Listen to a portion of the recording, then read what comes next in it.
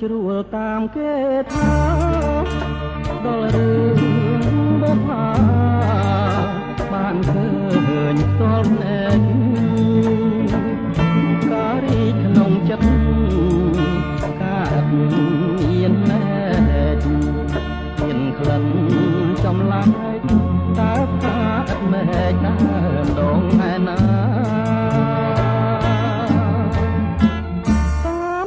បុប្ផាជាឈ្មោះស្រស់ស្រីធ្វើឲ្យកវីញាប់ញ័រចិន្តាកវីអភ័ព្វជាប់ចិត្តប្រាថ្នាមានយកសង្ខារផ្ដាច់ឲ្យមរណាដូច្នេះនឹងស្រី